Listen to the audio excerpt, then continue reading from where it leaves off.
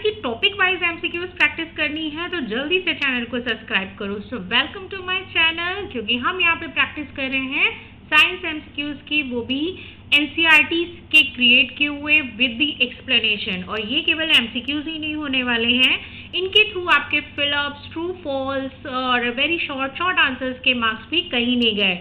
और एमसीक्यूज केवल एकेडमिक बच्चों के लिए ही नहीं, जो मेडिकल की प्रिपरेशन और वनडे एग्जामिनेशन की प्रिपरेशन कर रहे हैं उनके लिए भी यूजफुल है।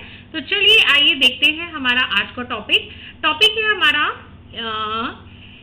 Conservation of plants and animals, वो भी क्लास 8 का, राइट। तो इससे रिलेटेड जितने भी एमसीक्यूज हैं ना, यहाँ पे जितने भी एग्जाम्स में आ चुके हैं last year, previous year, before last year, वो मैंने यहाँ पे सारे के सारे इस वीडियो में मेंशन किए हुए हैं।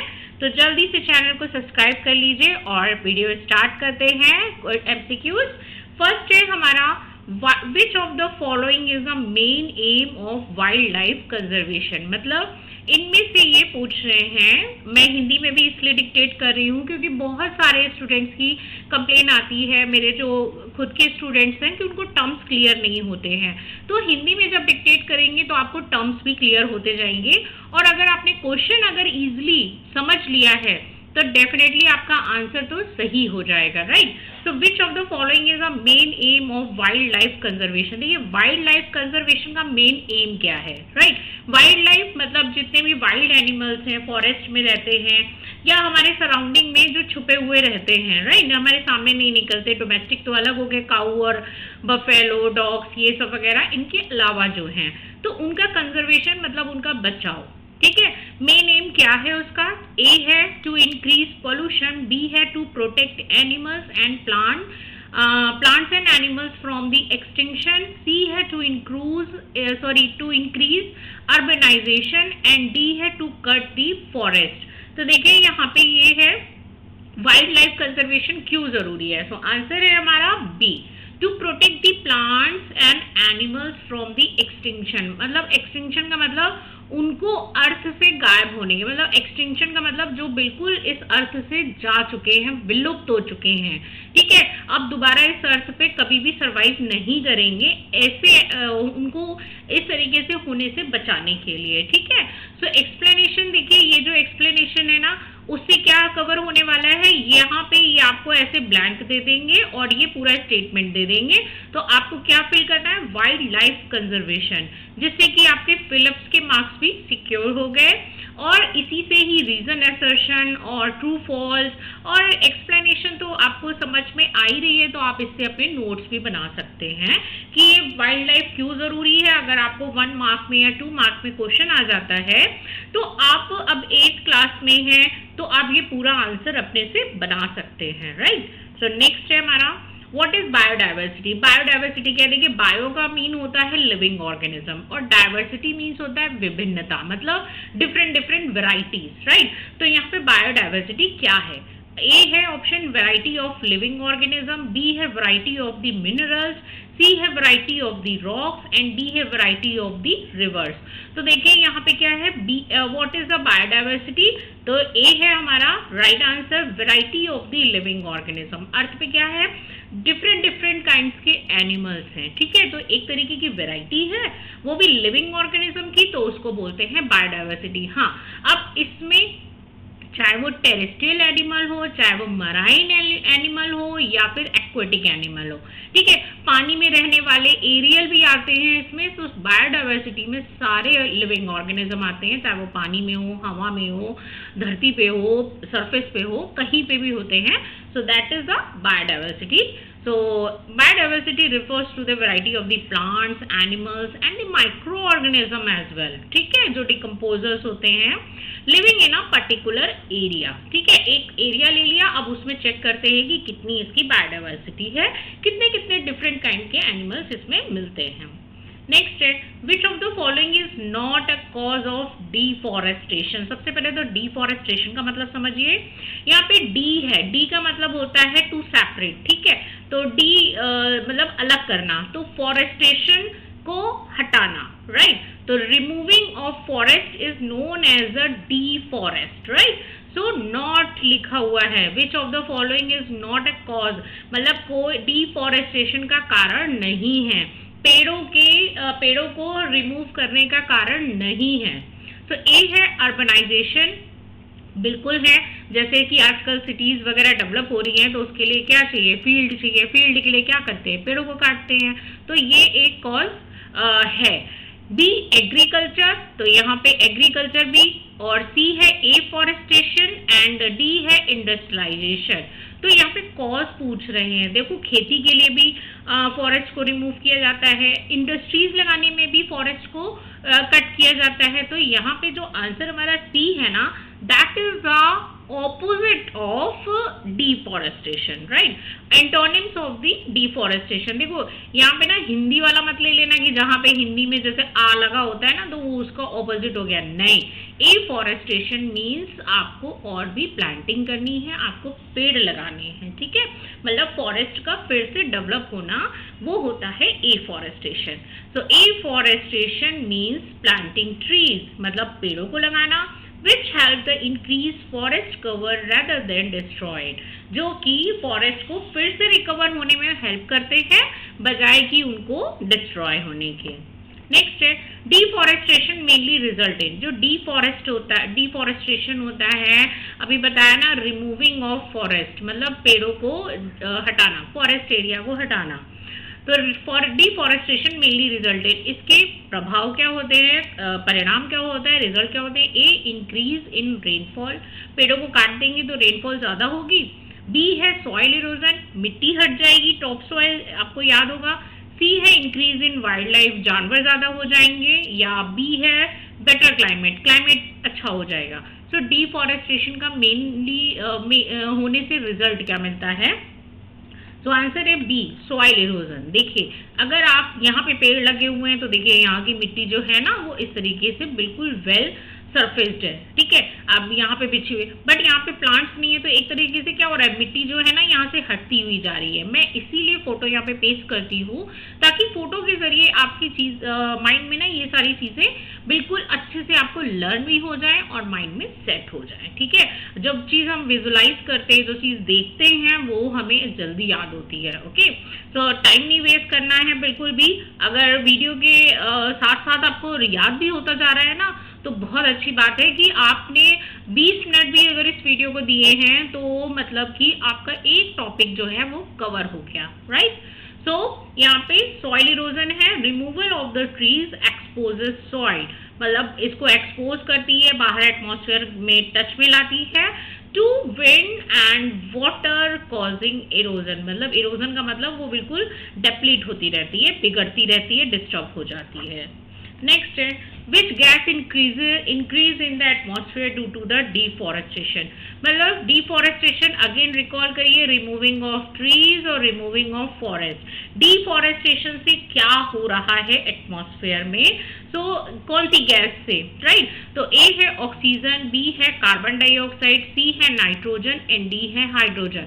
तो यहाँ पे कौन सी गैस है जो कि डिफॉरेस्टेशन होने से बढ़ रही है, तो आंसर है हमारा बी। देखिए जो कार्बन डाइऑक्साइड है ना, सॉरी कार्बन डाइऑक्साइड गैस है ना, ये जो प्लांट होते हैं ना ये कार्बन डाइऑक्साइड एब्जॉर्ब करते हैं और हमें O2 दे देते हैं। अब जब प्लांट ही नहीं रहेंगे, डिफॉरेस्टेशन हो जाएगा तो CO2 कहाँ जाएगी, कौन एब्जॉर्ब करेगा, कोई भी नहीं, तो वो एटमॉस्फेयर में ही रहेगी, जिससे कि क्या होगा, ग्लोबल वार्मिंग बढ़ेगी, राइट ना। तो इसलिए to trees absorb carbon dioxide, cutting them increases atmospheric CO2 contribute to the global warming, right?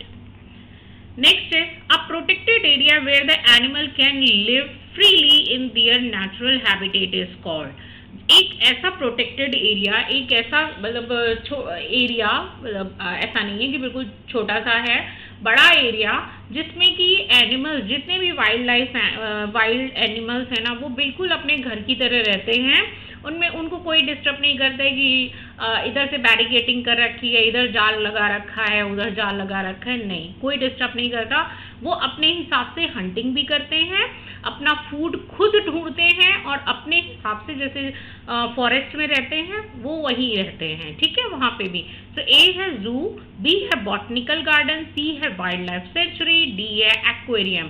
तो देखिए जू तो बिल्कुल भी मत लगाना। बहुत से लोग अब सोचेंगे कि जू क्यों, भाई ये जो प्रोटेक्टेड एरिया है ना, ये वाइल्ड लाइफ के लिए, वाइल्ड एनिमल्स के लिए। वाइल्ड एनिमल्स मतलब ऐसा एरिया जहाँ पे अगर हम जाते हैं ना तो हम पिंजड़े के अंदर बंद होते हैं, लेकिन जो एनिमल होते हैं ना वो ओपन होते हैं, वो खुले रहते हैं, क्योंकि उनको अपना बिल्कुल एरिया चाहिए। जैसे आप अपने घर में सुरक्षित हैं, आपने अपने घर में बिंदास कहीं पे भी घूमते रहते हैं, तो ऐसे ही वो उनका एरिया होता है, आप उसमें डिस्टर्ब नहीं कर सकते। तो उसका नाम है यहाँ पे वाइल्ड लाइफ सेंचुरी, राइट। देखा, मैंने बोला था ना कि यहाँ पे हम कवर रहते हैं और जितने भी एनिमल्स हैं, जैसे टाइगर हो गया, डियर हो गया, और जो भी है यहाँ पे जितने भी राइनो वगैरह, तो वो ओपनली आपको मिलेंगे, ठीक है।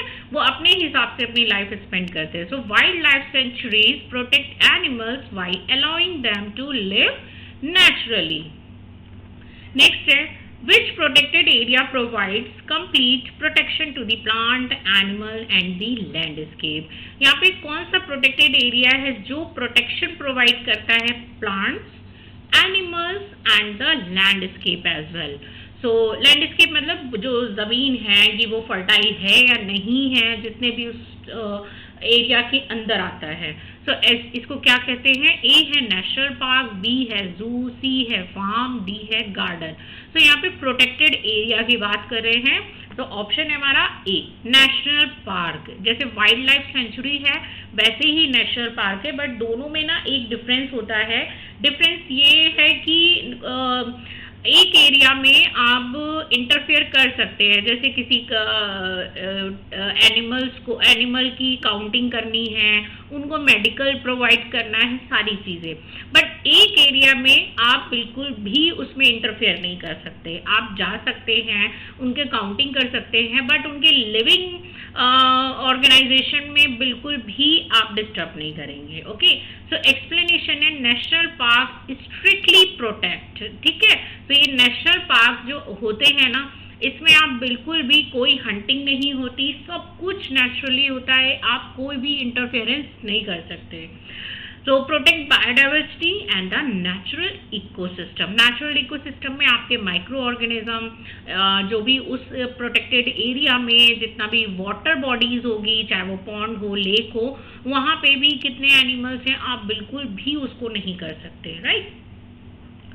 नेक्स्ट है Project tiger was started to protect. अब बहुत से स्टूडेंट ये सोचेंगे ये तो बहुत ही कॉमन सा क्वेश्चन है, हम तो लगा ही लेंगे, मैम ने ये क्यों रखा हुआ है, बट रीजन अभी मैं बताऊंगी आपको। Project tiger was started to protect. भाई किसको प्रोटेक्ट करने के लिए प्रोजेक्ट टाइगर स्टार्ट किया गया है? ए है लायंस, बी है टाइगर, सी है एलिफेंट्स, डी है डियर, ठीक है। सो आंसर है हमारा टाइगर। ऑफ कोर्स आपने पहले ही जान लिया होगा प्रोजेक्ट टाइगर है, बट मैंने रखा क्यों है, because sometimes they are asking the date, right, date and year. So Project Tiger was launched in the 1973 to conserve the tiger population in India।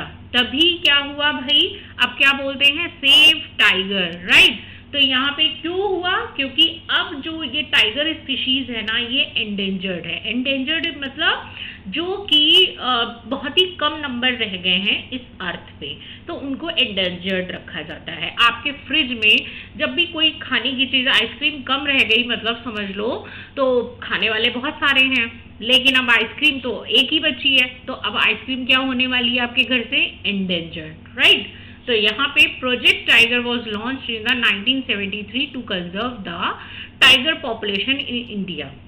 Next है which one is an endangered animal. इनमें से कौन सा animal endangered है, अभी हमने just discuss किया। तो ये भी एक कॉमन सा क्वेश्चन है, बट जब भी ये किसी वन डे एग्जामिनेशन या कॉम्पिटिटिव एग्जाम में आता है ना, तो फिर लगता है कि अरे याद कर लेता तो बहुत बेटर था।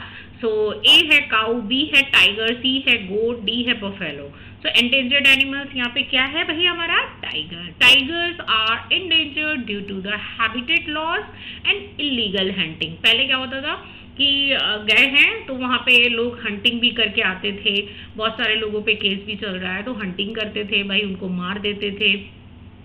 और हैबिटेट लॉस मतलब अब आपने कई बार सुना होगा इस कॉलोनी में तेंदुआ नज़र आया, इस कॉलोनी में टाइगर नज़र आया। तो जब हम पेड़ों को काट के, जंगलों को काट के सिटीज़ में डेवलप कर रहे हैं तो ऑब्वियसली उनका घर कहाँ जाएगा, तो वो इधर ही उधर भटकेंगे, हमारे नियर वाइज ही रहेंगे कि नहीं रहेंगे। तो बस हैबिटेट लॉस वही चीज़ है कि जब आप उनके घरों को काट दोगे, उनका जो नेचुरल हैबिटेट है तो वो फिर डिस्ट्रॉय हो जाएगा, तो फिर वो इधर उधर ही भटकेंगे। सो नेक्स्ट है species found only in a particular region are called. जो स्पीशीज केवल पर्टिकुलर रीजन में ही होती है उनको क्या कहते हैं। स्पीशीज पर्टिकुलर रीजन में रहने का मतलब ये है कि बहुत सारे एनिमल्स ऐसे हैं जो केवल अपनी अपनी कंट्री में ही या अपनी अपनी कंट्री के कुछ ही स्टेट्स में होते हैं। मतलब ऐसा नहीं है कि वो हर क्लाइमेट में रहने के लिए कैपेबल हैं।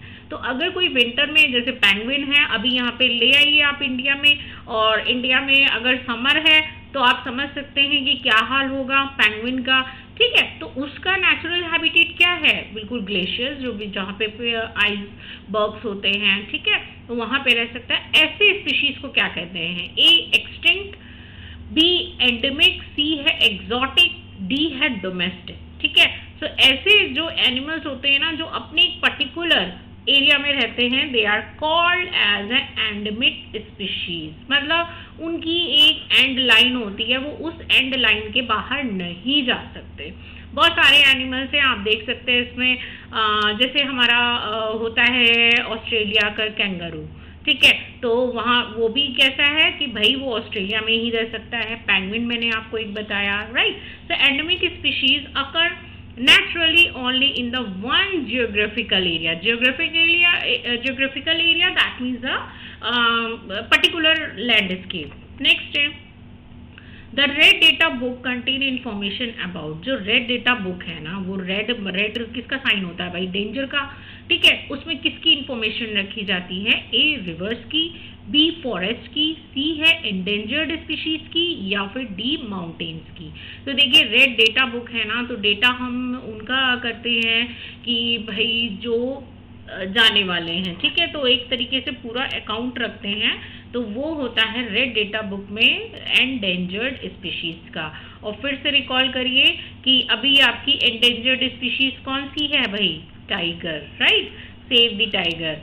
So it records threatened and endangered species of plants and animals. बहुत सारे प्लांट्स भी एंडेंजर्ड हैं और बहुत सारे एनिमल्स भी हैं, जिसमें कि स्पेशली अभी टाइगर्स का ही हुआ था।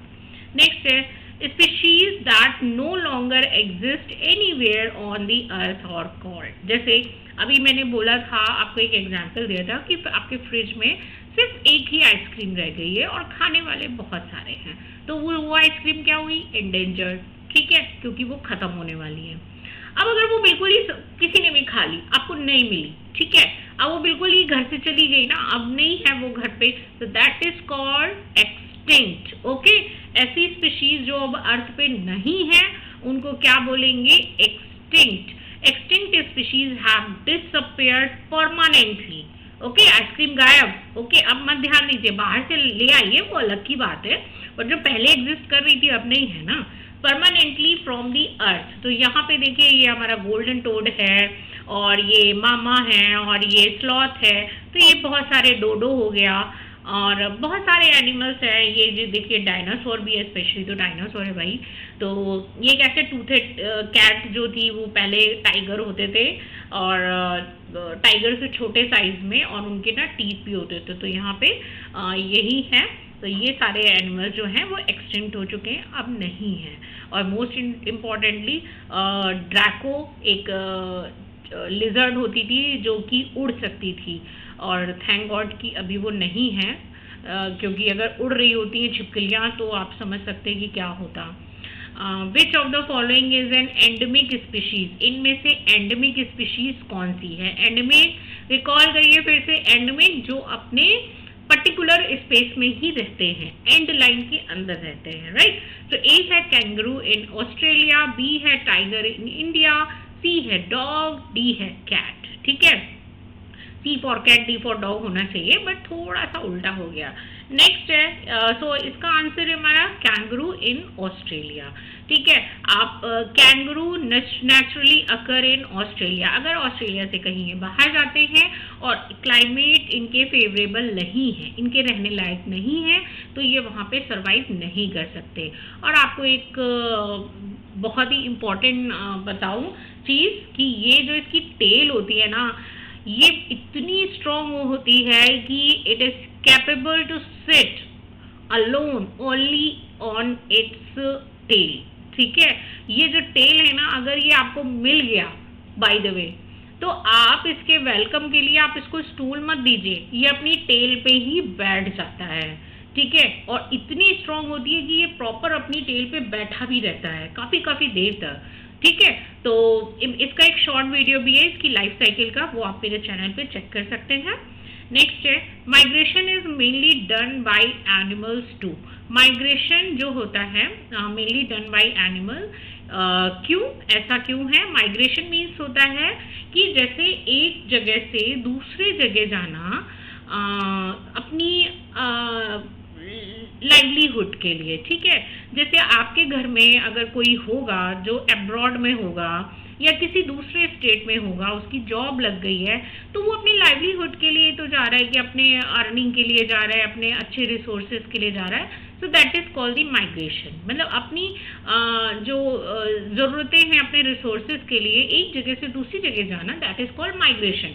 और ये एनिमल्स बर्ड्स जो करते हैं, ठीक है? क्योंकि समटाइम्स ये होता है कि उनका जो फेवरेबल क्लाइमेट है, कभी किसी जगह है कभी किसी जगह नहीं है, तो वो माइग्रेट करते हैं। क्यों?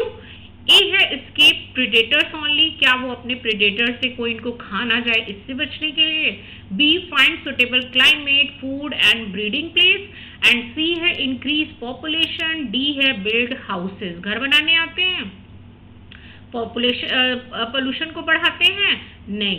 तो यहाँ पे आंसर हमारा सुटेबल है बी। क्यों? क्योंकि वो उनको एक सुटेबल, उनके फेवरेबल क्लाइमेट, फूड और ब्रीडिंग प्लेस, मतलब वो अपने यंग वंस प्रोड्यूस कर सके, इसलिए वो माइग्रेट करते हैं। तो इसमें बहुत सारे हैं, आर्कटिक टर्न हैं, ज़ीब्रास हैं। तो यहाँ पे animals migrate for the survival, reproduction and ability of availability of food, right?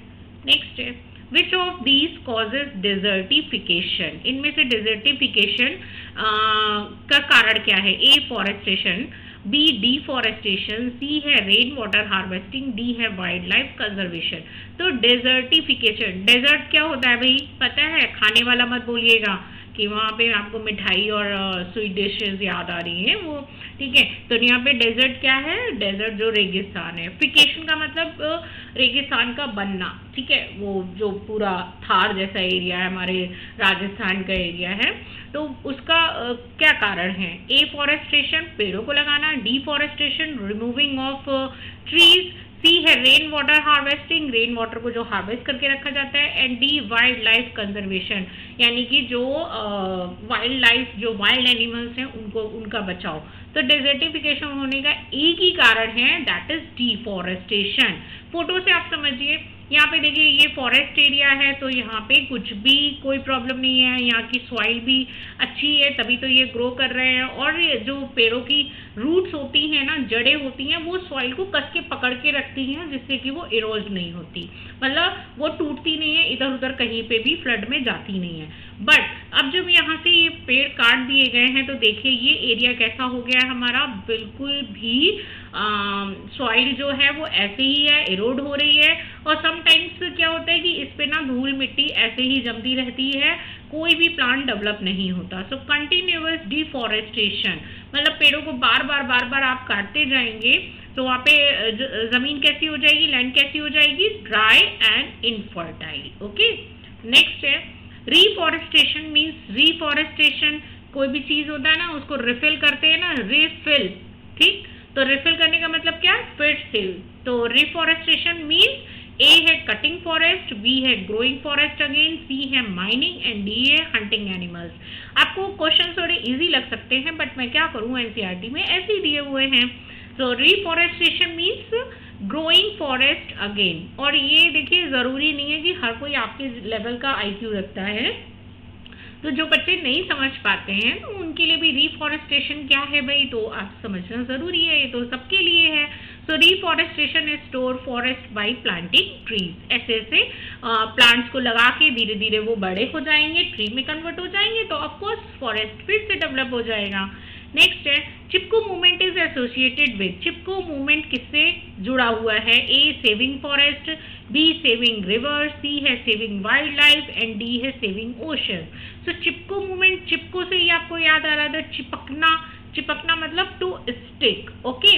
तो यहाँ पे किससे, सेविंग फॉरेस्ट, यहाँ पे इस तरीके का मूवमेंट हुआ था कि कुछ इंडस्ट्रीज जो हैं वो पेड़ों को काटने आ रही थी, बट वहाँ के जो लोग हैं, जो उधर के लोकल लोग थे ना, वो उन पेड़ों से जाके चिपक गए और उन्होंने यही बोला कि अब आप पेड़ों को नहीं काट सकते, तो इसी को ही बोला गया Chipko movement. So villagers hug the tree to prevent them from being cut. Next है which one is a biosphere reserve? Biosphere reserve, it is a vast area to protect the animals as well as plant also. So A है Nilgiri biosphere, B है Taj Mahal, C है India gate and D है red fort. Okay, तो यहाँ पे biosphere reserve, biosphere sphere से ही आप समझ रहे होंगे, तो यहाँ पे ऑप्शन है हमारा साफ साफ नीलगिरी बायोस्फीयर रिजर्व। ये फर्स्ट बायोस्फीयर रिजर्व है जो बनाया गया था, कि मतलब पूरे इस एरिया को वाइल्ड लाइफ के लिए सेपरेट कर दिया गया, और उसके बाद और भी बायोस्फीयर रिजर्व्स हैं, but this is the Nilgiris of India first biosphere reserve. One major reason for the wildlife extinction, मतलब वाइल्ड लाइफ जो वाइल्ड एनिमल है उनको बिल्कुल भी विलुप्त हो जाना, फिर से आइसक्रीम का पूरी तरह गायब हो जाना, उसका जिम्मेदार कौन है, ठीक है, वो आप ढूंढिए। और यहाँ पे उसका उसी से रिलेटेड क्वेश्चन है कि जो वाइल्ड एनिमल है ना, तो उनके एक्सटिंक्शन का कारण कौन है। तो ए है हैबिटेट डिस्ट्रक्शन, बी है गुड रेनफॉल, सी है प्लांटेशन एंड डी है कंजर्वेशन। बचाएंगे तो भाई क्यों गायब होगा, आप आइसक्रीम फ्रिज में बचा के रखो तो नहीं जाएगी, ठीक है। तो conservation is not an appropriate answer. तो यहाँ पे आंसर है हमारा हैबिटेट डिस्ट्रक्शन। मतलब अभी मैंने आपको एग्जाम्पल दिया था कि जो स्पीशीज एंडेंजर्ड है या एक्सटिंक्ट हो रही हैं, तो उनका मेन रीज़न क्या है, हम सिटीज़ डेवलप कर रहे हैं, वो भी फॉरेस्ट को कट करके, वहाँ पे जितना भी जो ट्रीज़ हैं उनको कट करके, तो एक तरीके से डिफॉरेस्टेशन है और एक तरीके से उनके हैबिटेट को भी लॉस हो रहा है। आप देख सकते हैं पहले इस पिक्चर में इस तरीके का हैबिटेट था, अब जब क्या हुआ है कि ये सारे ट्रीज काट दिए गए हैं, तो ये बेचारे ये हाइड कहाँ होंगे, छुपेंगे कहाँ, फिर इनको यहाँ तक आने के लिए अगर हंट कर लिया गया यहाँ तक आने तक ही, तो ये बेचारे जाएंगे कहाँ। तो ऑफकोर्स इनका हैबिटेट ही तो लॉस हो रहा है, और ये इस तरीके से हो गया तो ना ही इनको ग्रीन लीव्स मिलेगी, ना ही वाटर मिलेगा, ना ही सरवाइव करने के, ना फूड मिल रहा है, ना शेल्टर मिल रहा है, तो ये क्यों रहेंगे। सो आंसर है हमारा habitat destruction. Loss of habitat force animals to decline और डिसअपियर। नेक्स्ट है which activity help conserve biodiversity. इनमें से कौन सी ऐसी एक्टिविटी है, क्रियाकलाप है, जिससे कि आप बायोडाइवर्सिटी को बचा सकते हैं। तो ए है पोचिंग, बी है डिफॉरेस्टेशन, सी है एफॉरेस्टेशन एंड डी है माइनिंग। तो यहाँ पे राइट आंसर है हमारा afforestation. Planting more trees store habitat and biodiversity. Okay, green plants लगाने से क्या होगा कि धीरे धीरे फॉरेस्ट फिर से डेवलप होंगे, और उससे क्या होगा कि जितने भी एनिमल्स हैं, वो जो भी एक्सटिंक्ट हैं, जो एंडेंजर्ड उसमें है लाइन पे, तो वो रिकवर हो सकते हैं क्योंकि उनको फूड और शेल्टर दोनों मिलेगा।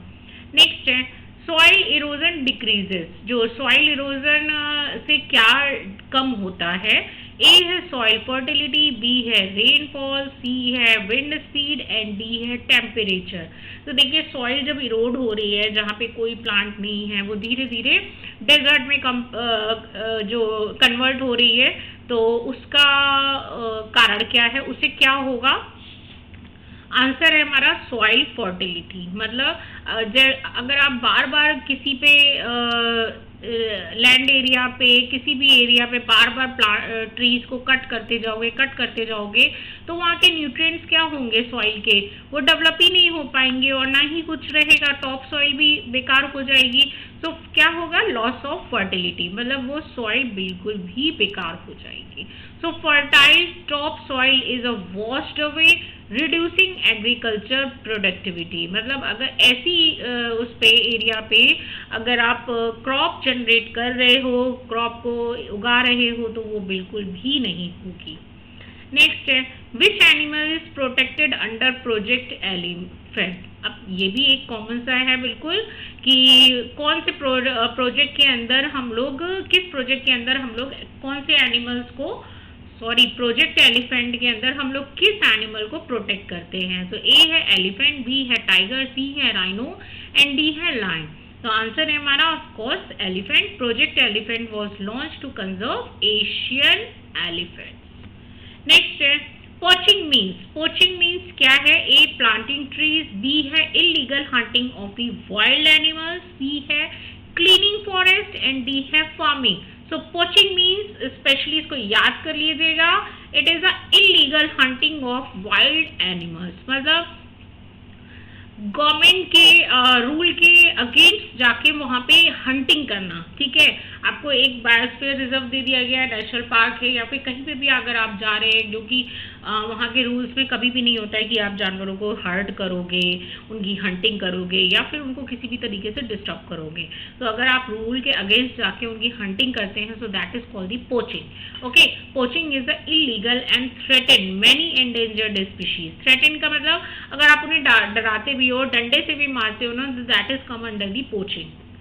नेक्स्ट है which organization works globally for wild life conservation. इनमें से कौन सी ऑर्गेनाइजेशन है जो पूरी दुनिया में, पूरे ग्लोब पे वाइल्ड लाइफ कंजर्वेशन का ध्यान करती है, मतलब वाइल्ड लाइफ कंजर्वेशन को देखती है? ए है WHO, बी है WWF, सी है RBI एंड डी है इसरो।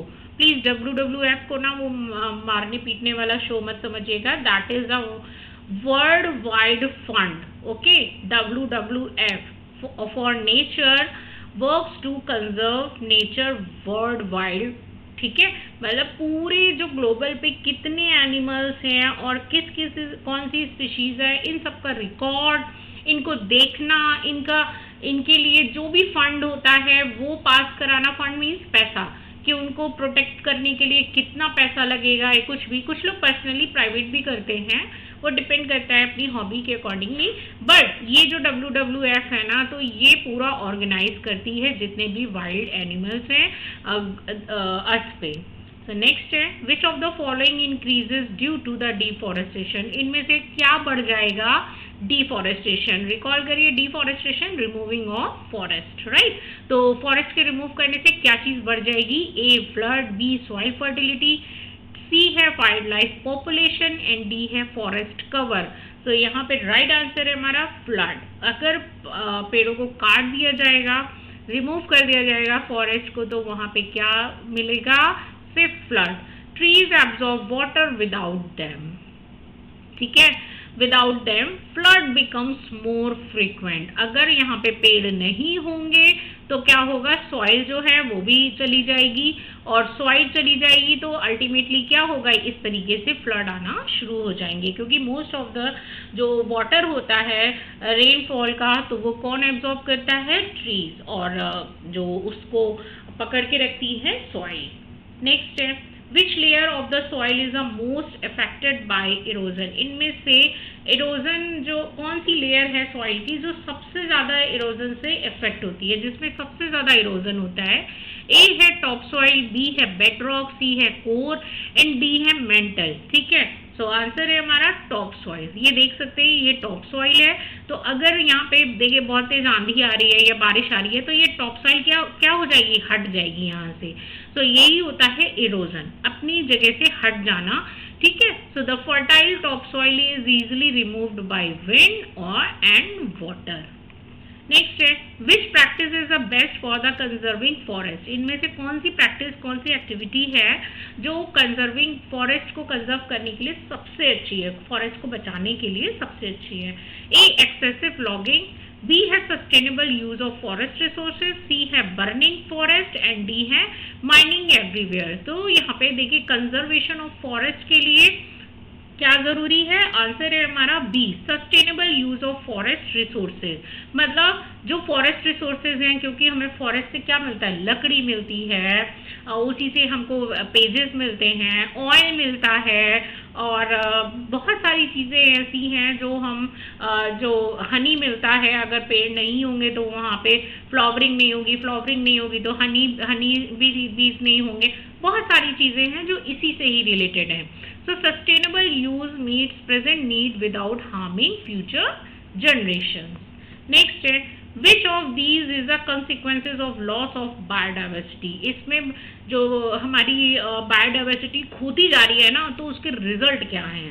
ए है इकोलॉजिकल इम्बैलेंस, बी है बेटर एनवायरनमेंट, सी है मोर रेनफॉल एंड डी है इम्प्रूव्ड वाइल्ड लाइफ। देखिए अगर सारी बायोडाइवर्सिटी खत्म हो जाती है ना तो उसके रिजल्ट पूछ रहे हैं। तो आंसर है हमारा ए इकोलॉजिकल बैलेंस। अगर यहाँ पे एक भी स्पीशीज, जैसे सपोजिंगली कि अगर प्लांट्स को रिमूव कर दिया जाएगा तो क्या हम सरवाइव करेंगे, नहीं कर पाएंगे। क्यों, क्योंकि जो CO2 को एब्जॉर्ब कर रहे हैं, जो ऑटोट्रॉफ्स हैं, हमको खाना दे रहे हैं, अगर वही नहीं रहेंगे तो हम कैसे सरवाइव करेंगे। फूड चेन ऑब्वियसली आपने पढ़ी होगी, तो उस फूड चेन से आप समझ सकते हो कि अगर एक भी लेवल का कंज्यूमर या फिर हमारा प्रोड्यूसर हट जाएगा, कि कोई भी एक लेवल अगर हम लोग बिल्कुल तरीके से हटा देंगे तो ऑटोमेटिकली क्या होना है, अर्थ इम्बैलेंस हो जाएगी। So every species play a role in maintaining ecosystem stability. Next है the primary producer in a forest ecosystem are. जो प्राइमरी प्रोड्यूसर्स हैं फॉरेस्ट इकोसिस्टम में, तो अगर आपने फूड चेन पढ़ी है तो आपको याद होगा, ए है लायन, बी है डियर, सी है ग्रीन प्लांट्स एंड डी है फंजाई। तो आंसर है हमारा, हमारे प्रोड्यूसर्स कौन है, yes autotrophs. So answer is C green plants. Green plants prepare food through the photosynthesis and form the base of the food chain. Next है which action best conserve biodiversity. इनमें से कौन सी activity है जो biodiversity को conserve करने के लिए सबसे अच्छी है। तो ए है planting a single type of tree everywhere, क्या है सब जगह एक ही तरीके के पेड़ लगाने चाहिए। बी है protecting forest with the many different species, हर जगह अलग अलग टाइप के ट्रीज होने चाहिए। C building more factories inside the forest, forest के अंदर इंडस्ट्रीज या बिल्डिंग्स या फिर फैक्ट्रीज लगाने से। या फिर डी है हंटिंग ओनली ओल्ड एनिमल्स, या पुराने जो भी बूढ़े हो चुके हैं उनकी हंटिंग करने से। तो बेस्ट एक्टिविटी है B protecting forest with the many different species. अगर आप अलग अलग तरीके के ट्रीज लगाते हैं तो इससे बायोडाइवर्सिटी क्या होगी, डाइवर्सिटी मीन्स विभिन्नता, ओके वैरायटीज, तो अलग अलग वैरायटी मिलेगी। So biodiversity is a best conserve for protecting natural habitat that they contain many species. Next है which of the following is the best example of sustainable development। इसमें से sustainable development का अच्छा example कौन है। sustainable development पता है आज की प्रेजेंट को हार्म किए बगैर जब हम लोग फ्यूचर को के लिए कुछ सिक्योर करते हैं ना, तो that is called sustainability. So future secure कर रहे हैं अल्टीमेटली। तो ए है cutting all trees for quick profit, B है planting 2 trees for every tree cut, C है hunting endangered animals and D है converting forest into the park lots. तो देखिए सस्टेनेबल डेवलपमेंट यहाँ पे क्या है, B planting 2 trees for every tree cut. मतलब अगर आप एक पेड़ काट रहे हो तो उस एक की जगह कई लगाइए। अगर आपसे बाय द वे भी एक भी पेड़ डिस्ट्रॉय हो गया है या आप उसको डिस्प्लेस कर रहे हो कि भाई इस जगह से हटा के दूसरी जगह, तो आप एक की जगह वहाँ पे कई सारे पेड़ लगा सकते हैं। नेक्स्ट है which protected area provides the highest level of protection to plants, animals and their habitat. इनमें से विच प्रोटेक्टेड एरिया जो ऐसा कौन सा है हाईएस्ट लेवल का जो कि प्लांट, एनिमल्स और हैबिटेट उनके हैबिटेट्स को सुरक्षित रखता है। ठीक है, सो इसका ऑप्शन देख लीजिए। ए है जू, बी है वाइल्ड लाइफ सेंचुरी, सी है नेशनल पार्क एंड डी है बॉटेनिकल गार्डन्स। तो यहाँ पे आंसर है हमारा नेशनल पार्क, क्योंकि ऑलरेडी मैंने आपको ये एक्सप्लेन किया था कि यहाँ पे स्पीशीज को कोई भी डिस्टर्ब नहीं करता, बस वहाँ पे काउंटिंग होती है और बाकी सारे एनिमल्स क्या करते हैं, वो अपने हिसाब से ही लाइफ सरवाइव करेंगे, चाहे वो फूड कैसे भी मार के खाएं, हंट करके खाएं, चाहे कुछ भी है, बट वो अपने हिसाब से रहते हैं, कोई डिस्टर्ब नहीं करता। So national park provide the strict protection to the entire ecosystem. Next है which situation best represent the habitat fragmentation. इनमें से हैबिटेट फ्रैगमेंटेशन मतलब फ्रैगमेंटेशन का मतलब टुकड़ों में तोड़ देना, ओके, फ्रैगमेंट लगाना। तो कौन है इसका एग्जाम्पल? हैबिटेट मतलब रहने की जगह का। ए है a forest is divided into small patches by roads, B है new trees are planted, C है a lake is clean and D है रेन वाटर इज हार्वेस्टेड। तो देखिए हैबिटेट फ्रेगमेंटेशन की बात हो रही है, मतलब किसी के घर को टुकड़ों टुकड़ों में डिवाइड करना। सो ऑप्शन है हमारा A, a forest is divided into the small patches by roads. मतलब अगर आपको ऐसा नहीं है कि रोड बनाने के लिए आपको सारे के सारे पेड़ काटने पड़ेंगे, आप उनके साइड उस फॉरेस्ट रोड बना लीजिए और फॉरेस्ट को ही कंजर्व करिए। तो कुछ एरिया इधर कुछ एरिया इधर, that is called the forest patches, right. So road and construction divide habitats making survival difficult for the wildlife. So forest is divided into small patches by roads. So अगर video आपके लिए helpful है, आपको learning हो रही है इससे, तो चैनल को लाइक, शेयर और सब्सक्राइब करना मत भूलिएगा। So that is all for today. Thank you so much for watching this video. धन्यवाद। मिलते हैं नेक्स्ट वीडियो में।